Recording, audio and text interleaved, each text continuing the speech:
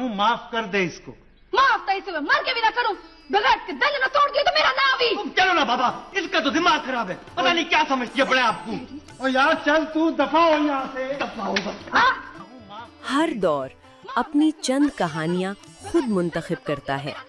ऐसी कहानियाँ जो सिर्फ देखी नहीं जाती बल्कि वक्त के साथ यादों में महफूज हो जाती हैं। आप देख रहे हैं झरोका टीवी, जहां हम करते हैं पुरानी यादों का सफर। सन 2003 में पाकिस्तान टेलीविजन एक ऐसी ही कहानी का गवाह बना जिसका नाम था आंचल। 2000 की दहाई के आगाज में पाकिस्तानी टेलीविजन एक उबूरी मरहले से गुजर रहा था।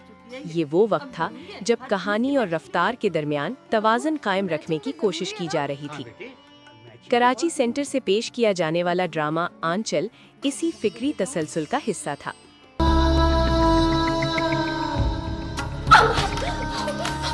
मेरा बच्चा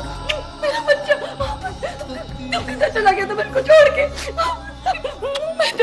मैं तो तेरे बगैर जिंदा ही मर गई थी। ये वो दौर था जब समाजी मसाइल को मुबालिगा बनाकर नहीं, हकीकत के करीब रखकर दिखाया जाता था। निगहत अब्दुल्ला के तख्लीकी तसव्वुर को सीमा गज़ल ने स्क्रीन के तकाज़ों के मुताबिक ढाला और हिदायतकार काजिम पाशा ने इस कहानी को गैर ज़रूरी जज्बाती हंगामा आराई के बगैर मुअस्सर अंदाज में पेश किया। कराची सेंटर की सादा लोकेशंस, कुदरती रोशनी और नाप तोल कर लिखे गए मुकालमे इस ड्रामे को अपने वक्त की दीगर पेशकशों से वाज़ेह तौर पर मुमताज़ करते हैं। ऐसा जवाब देता ना कि तू याद कर जाती। हाँ, क्या जवाब देता मुझे वो? बस्ती से 2 दिन गायब रहा था। उसको कहना बस्ती में उल्टी सीधी बातें करना छोड़ दे।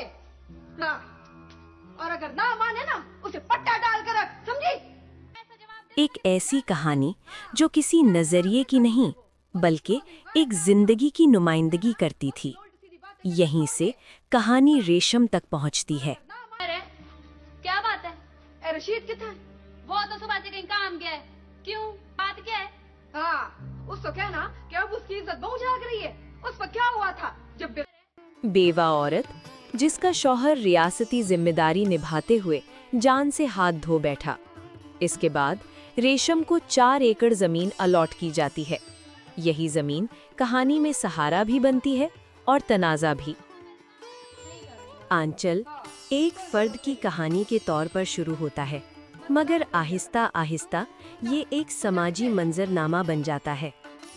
रेशम अपने बेटे अहमद के साथ इस जमीन पर खामोश मगर मुनज़्ज़म जिंदगी गुजारने की कोशिश करती है। नहीं करूँगा। हाँ, कोई जरूरत नहीं है, बस सलाम कर लिया कर। चल जाके खेल। और सुन, उन मनुष्यों के साथ नहीं खेलना और आग देना। किसी ने उल्टी सीधी हरकत की तो आके मरका भर दूंगी और मार खा के आए तो कले खा।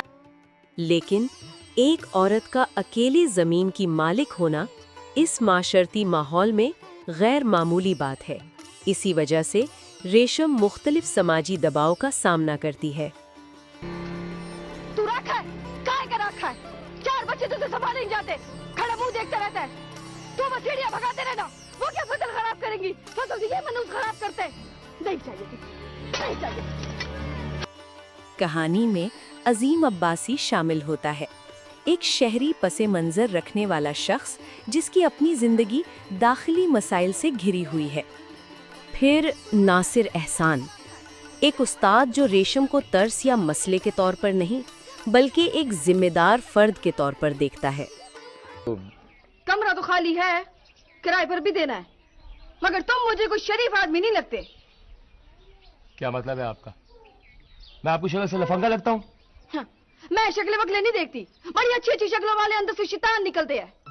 आपकी अपने बारे में क्या राय है? अच्छा अच्छा, ज्यादा बातें करने की जरूरत नहीं है। नासिर की शादी की पेशकश कहानी का अहम मोड़ जरूर है, लेकिन ये हल नहीं बनती, क्योंकि आंचल शादी की कहानी नहीं, ये समाजी कबूलियत की कहानी है। रेशम न टकराती है न मुतालबा करती है, वो सिर्फ अपनी जगह बरकरार रखने की कोशिश करती है। और यही खामोश जद्दोजहद इस कहानी को गैर मामूली बना देती है। मेरे लिए वो होटल का खाना ही ठीक है। भैंस की चर्बी में बनाता है वो खाना, इसलिए तो गिने चुने गाहक आते हैं उसके पास।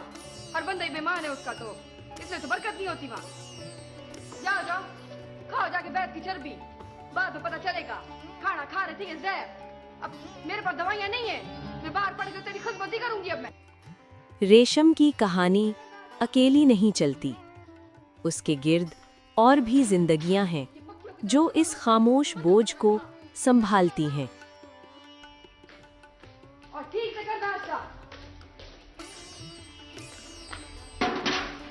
ये पक्षियों की तरह चुगा मत कर, बंदों की तरह खा। खाई जा रहा हूँ, सुबह सवेरे जल्दी उठा कर। बस। अदनान जैलानी नासिर एहसान के किरदार में ऐसा मर्द पेश करते हैं जो ताकत आवाज से नहीं, अपनी सोच और किरदार से अपनी मौजूदगी जाहिर करता है। ज़्यादा जुकाम हुआ है। मास्टर जी, ये कराची ऐसा मौसम नहीं है, अपना ख्याल रखा करो। हाँ मास्टर साहब, यहाँ तो एक मौसम ठहरता है तो जोड़ों में बैठ जाता है। इत्था ते कराची के मौसम जैसी हिक जी। सोचिए, अगर आंचल आज बनाया जाता, शायद रफ्तार तेज होती, मुकालमे बुलंद होते, मगर खामोशी शायद कहीं खो जाती। चलो ना बाबा, इसका तो दिमाग खराब है, पता नहीं क्या समझती है अपने आप को। और यार चल तू दफा हो यहाँ से। दफा हो बस। हाँ, होने जरा, बस का बचा था, वो टोक मार के दिखा। तेरी तो मैंने लत्ता ना तोड़ दिया तो मेरा नाम ही हवलदार नहीं। बस कर हवलदार नहीं, बस कर गलत। 2003 में कहानियां हमसे वक्त मांगती थीं और हम वो वक्त देते थे। आज कहानियां हमसे मुकाबला करती हैं। आंचल, ये सिर्फ रेशम की जद्दोजहद नहीं है, ये हर उस औरत की आवाज है जो खामोशी के साथ अपनी जिंदगी के हक के लिए लड़ती है। मैं आ जाऊंगा। अब तो फिर जाना क्यों चाहता है यहाँ से? मर्जी करके देख अपनी मर्जी, देखती हूँ कौन रखता है तुझे। हशर खराब कर दूंगी उसका भी और तेरा। तू अपने आप को समझती क्या हो? बस बस, मैंने कह दिया, अगर यहाँ से जाना है ना तो अपना सामान उठाओ और सीधे कराची का टिकट कटाओ। अब जरा तवक्कुफ कीजिए, सोचिए, रेशम की खामोश जद्दोजहद हमें क्या सिखाती है? क्या हम भी अपनी जिंदगी में ऐसी छोटी मगर पायदार ताकत के लम्हात देख सकते हैं? क्या हम भी खामोशी में हौसला पैदा कर सकते हैं? और अगर आप भी ऐसी कहानियों को महसूस करना चाहते हैं, अपनी यादों के साथ जीना चाहते हैं, तो आज ही झरोखा टीवी को सब्सक्राइब करें। यहाँ कहानियाँ खामोशी से बोलती हैं और हर लफ्ज आपके दिल को छू जाएगा।